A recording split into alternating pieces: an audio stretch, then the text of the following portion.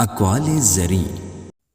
جب انسان نے آئینہ تخلیق کیا، اس نے اپنی روح سے محرومی کی ابتدا کر دی، اپنے وجود سے زیادہ اپنے عکس کے لیے متفکر ہونے لگا۔ خوبصورت مرد وہ ہوتا ہے جو عورت کا رہبر بن کر اس کی رہنمائی کرتا ہے، اس کی عزت کو اپنی عزت سمجھتا ہے۔ آپ میرے دل سے ہر وہ محبت نکال دیں اے اللہ جو آنکھوں کو تو اچھی لگتی ہے مگر میرے دل کو بیمار کر رہی ہے۔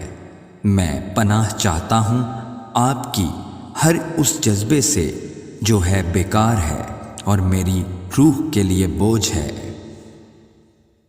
امام ابن القیم رحمۃ اللہ علیہ فرماتے ہیں، غم دل کو کمزور کرتا ہے، عزم کو ختم کرتا ہے اور ایک آدمی کی قوت ارادہ کو نقصان پہنچاتا ہے۔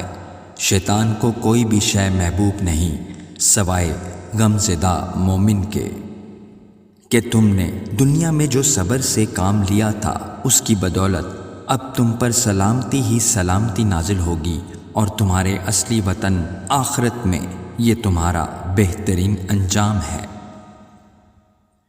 کوئی عنبر، کوئی مشک اور کوئی خوشبودار چیز آپ کی مہک سے زیادہ خوشگوار نہ تھی۔ آپ صلی اللہ علیہ وآلہ وسلم جب کسی سے مصافحہ فرماتے تو تمام دن اس شخص کو مصافحہ کی خوشبو آتی رہتی تھی۔